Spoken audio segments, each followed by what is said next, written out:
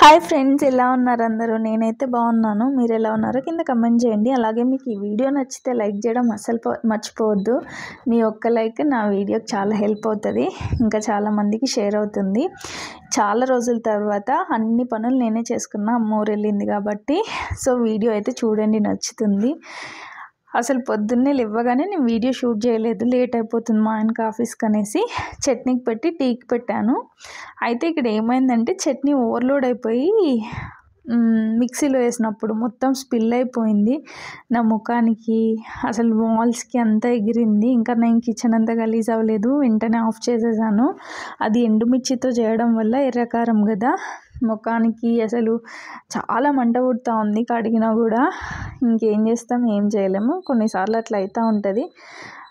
అనుకున్నాను స్పిల్ అవుతుందేమో ఓవర్లోడ్ అయ్యి అనేసి, అయినా కూడా వేసేసిన ఓవర్ యాక్షన్ చేసి, ఇంకా అది మొత్తం ఎగిరింది.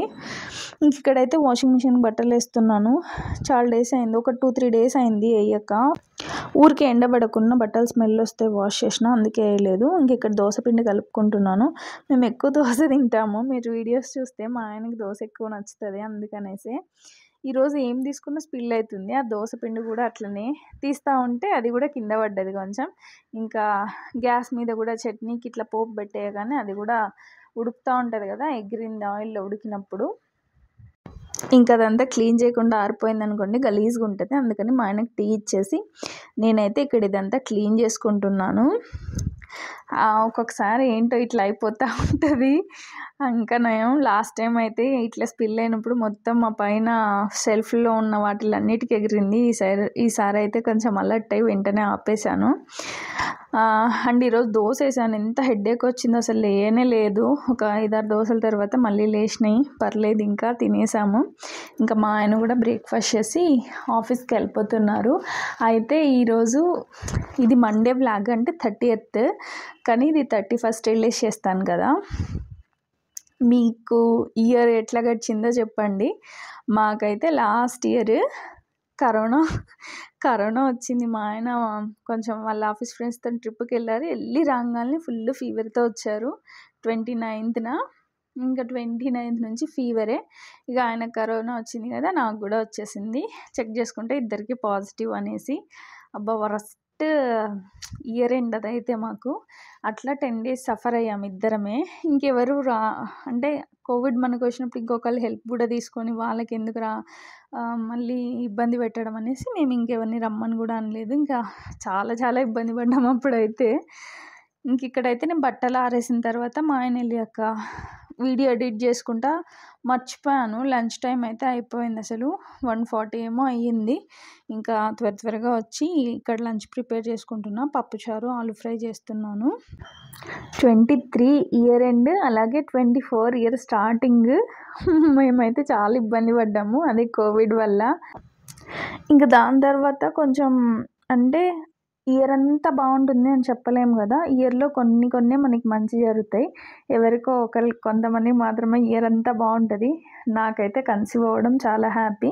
ఇంకా కొన్ని బ్యాడ్ కూడా ఉన్నాయి, కానీ అవి ఇగ్నోర్ చేసుకోవాలి కదా. ఇంకా మీకు ఎట్లా జరిగింది 24 ఇయర్? మంచి ఉందా, లేకపోతే ఏదైనా మీరు కూడా ఇట్లా బ్యాడ్ ఎక్స్పీరియన్సెస్ ఉన్నాయా అనేది నాతో షేర్ చేసుకోండి. అయితే లాస్ట్ ఇయర్ అట్లా అయింది కదా, ఇయర్ ఎండ్ అంటే 31st కొంచెం మంచిగా సెలబ్రేట్ చేసుకుందాం అనుకున్నాను, కానీ మాకు ముట్టుందని చెప్పాను కదా, ఇంకా అది ఇవాళతో అయిపోతుంది. సో ఇంకా అట్లంతా ఏం లేవు. శశి అయితే ఇంటికి పిలిచింది, వెళ్ళాలి. ఇంకా తన దగ్గరికి వెళ్తాను, ఎందుకంటే తనది కూడా బర్త్డే ఉంది, 1st తన బర్త్డే. సో ఇంకా తన దగ్గరికి వెళ్తున్నాను. అలాగే నాది కూడా ఇంకా కొంచెం షాపింగ్ ఉంది, అంటే ఇంకా 4 weeks ఉంది కదా. మళ్ళీ ఇంకా అన్నీ కొనుక్కోవడానికి బయటకు వెళ్ళలేను కాబట్టి ఇంకా అక్కడికి వెళ్తే నేను తను కలిసి నాకు ఏం కావాలో అన్నీ తీసుకుంటాను. ఇక్కడైతే నేను పప్పుచారు కోసము వెజిటబుల్స్ కట్ చేసుకుంటున్నానండి. మీరు నా వీడియోస్ చూస్తూ ఉన్నట్టయితే కంటిన్యూగా మేము స్పైసీ ఎక్కువ తింటాము. అయితే ఈ మధ్య చాలా తగ్గిస్తున్నాను, మా ఆయనకు పాపం నచ్చట్లేదు, అయినా కూడా అలవాటు చేసుకోమని చెప్తున్నాను. చాలా వరకు తగ్గించాము, అయినా మిర్చి వేసినా కూడా మాకు స్పైసీ సరిపోవట్లా. అవి కాకుండా మళ్ళీ కారం కూడా వేశాను, అయినా కూడా సరిపోలేదు కారం అన్నారు మా ఆయన. ఇంకా తగ్గించుకోవాలి, కొంచెం కారం కదా, అందుకని చాలా వరకు తగ్గించేసాను. ఈ పప్పుచారు ఎందుకో ఈరోజు తినాలనిపించింది. ఎప్పుడు అమ్మ ఉంటే ఇంకా పప్పే చేస్తుంది, ఇంకా అందుకనేసి నేను పప్పుచారు చేసి ఆలు ఫ్రై చేస్తున్నాను.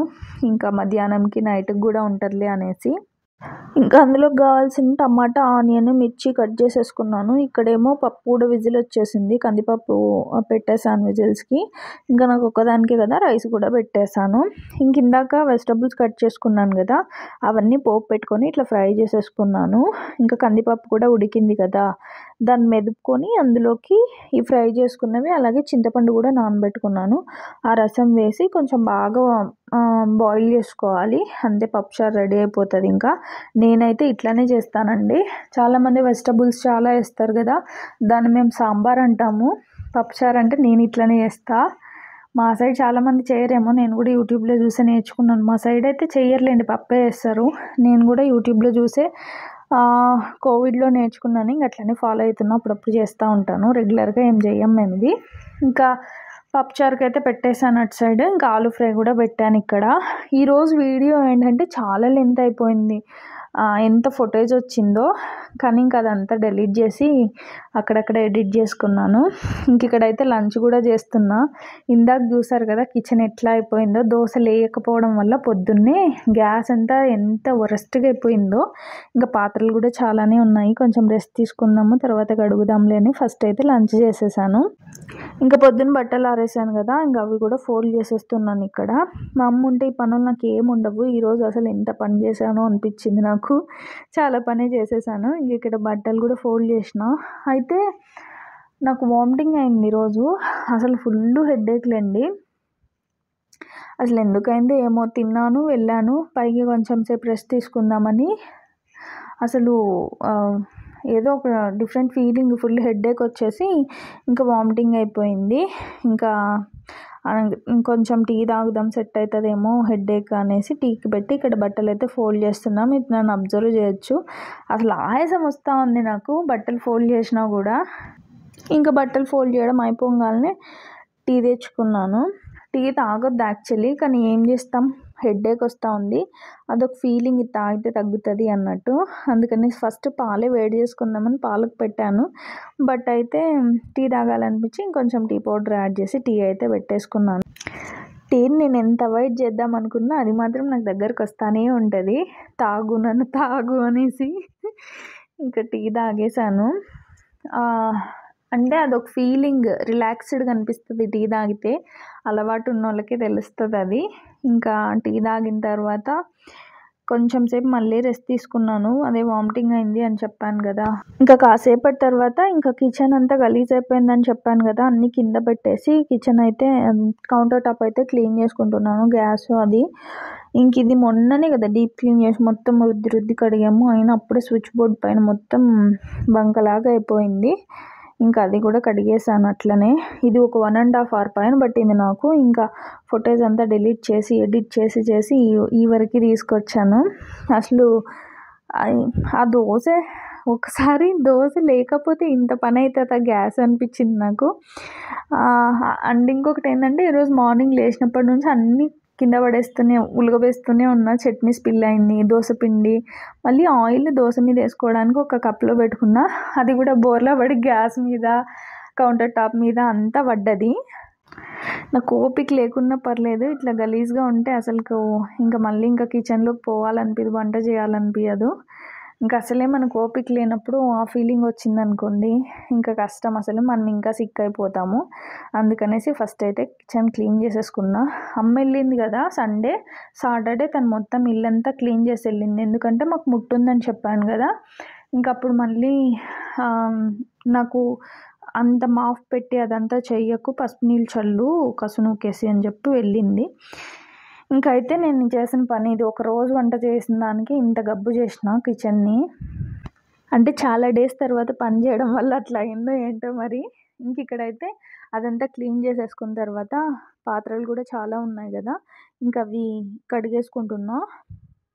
ఇంకా డిష్ వాషర్ వేసుకునే డబ్బా కూడా ఫస్ట్ నేను వాష్ చేసేసి క్లీన్ చేసి అందులోకి మళ్ళీ జెల్ వేసుకొని కొంచెం వాటర్ యాడ్ చేసుకుంటాను.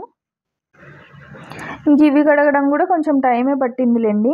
ఇదైతే పాత్రలు వేసుకునేది ఇక్కడ కడిగాను, కానీ వాటర్ వేస్తుంటే మొత్తం కిందనే పడుతుంది, దానికి ఏం పోవట్లేదు. అందుకనేసి మళ్ళీ బయట ట్యాప్ దగ్గరికి తీసుకెళ్ళి కడుక్కొని తీసుకొచ్చాను. ఇంక ఇక్కడ పాత్రలన్నీ కడిగేసుకుంటున్నాను. అవి కాకుండా ఇంకా కొంచెం స్పూన్స్ అవి ఉంటాయి కదా, ఆ డబ్బాలు అవి కూడా స్పూన్స్ గరిటెలు అన్నీ కడిగేశాను. ఇంక ఇవాళ చాలా అలసిపోయానులేండి. ఎందుకో కొంచెం కొంచెం పని చేయంగానే అసలు బాగా అలసిపోయినట్టు అనిపిస్తూ ఉంది. ఇంకా ఇవాళ 31st కదా, మీ ప్లాన్స్ ఏంటో నాతో షేర్ చేయండి, కింద కమెంట్ చేయండి. మా ప్లాన్స్ అయితే ఏం లేవు, ఇద్దరమే ఇంట్లో ఉందాం అనుకున్నాను, కానీ ఇంకా శశి వాళ్ళ ఇంటికి వెళ్దాంలే అని వెళ్తున్నాను ఇవాళ.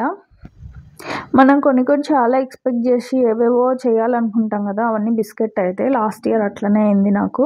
అందుకనేసి ఈ ఇయర్ అట్లా ఏం పెట్టుకోవద్దు అనుకున్నా, ఇట్లా పోతే ఒక ఫ్లోలో వెళ్ళిపోదాం అనేసి. అందులోనూ ఇప్పుడు ఇంకేదో వెళ్ళి సెలబ్రేట్ చేసి ఎక్కడికైనా వెళ్ళడానికి కూడా నాకు లేదు, ఎందుకంటే 8th month కాబట్టి అయితే ఇంట్లో ఉండాలి. ఇంకా అంతకంటే ఇంకెక్కడికి వెళ్ళలేము. టెంపుల్కి వెళ్ళొచ్చు, మాల్కి వెళ్ళొచ్చు, కానీ మేము టెంపుల్కి వెళ్ళకూడదు కదా, 31st అదే ముట్టుందని చెప్పాను. ఫస్ట్కి వెళ్ళాలి. ఇంకా ఏంటో పూజ చేయక 11 days అయిపోయేపాటికి నాకు ఏదో మిస్ అయిన ఫీలింగ్ వస్తుంది. ఏదైనా మనం ఒక హ్యాబిట్ చేసుకున్నాం అనుకోండి డైలీ, అది చేయనప్పుడు మనకి ఏదో చేయలేదు మిస్ అవుతూ ఉంటాం. అది పూజే కాదు, ఏదైనా అంతే. మీలో కూడా ఎవరికైనా నాలా అనిపిస్తుందా? అనిపిస్తుంది ఖచ్చితంగా, ఎందుకంటే మనము ఒక హ్యాబిట్ని డైలీ ఫాలో అవుతున్నాం అనుకోండి కొన్ని రోజులుగా, అది సడన్గా ఆపేస్తే మనకు ఖచ్చితంగా చేయలేదన్న ఫీలింగ్ అయితే డెఫినెట్గా వస్తుంది. ఇక్కడ మా ఫిల్టర్ చూస్తున్నారు కదా, అది రెంటల్ది. మేము అంటే ఇక్కడికి వచ్చినప్పుడు వాటర్ క్యాన్స్ బబుల్స్ వేయించుకునే వాళ్ళేమో ఒక్కొక్కసారి ఎవరు లేరు పంపించడానికి అట్లా చెప్పేటోళ్ళు. ఇంకా నాకేమో స్కూటీ రాదు, నేను వెళ్ళి తెచ్చుకోవడానికి. మా ఆయన ఎప్పుడు ఉండరు కదా, తను ఆఫీస్కి వెళ్ళినప్పుడు లేకపోయినా అట్లా ప్రాబ్లం అయ్యేది. ఇంకా అందుకనేసి ఇంకా మేము ఈ నార్మల్ది కొనుక్కున్న దానికి సర్వీస్ ఛార్జెస్ అవన్నీ పే చేయాలి కదా, ఇంక ఇల్లులు కూడా మారుతూ ఉంటాం రెంట్ హౌస్ కాబట్టి అనేసి ఇట్లా రెంటల్ తీసుకున్నాము.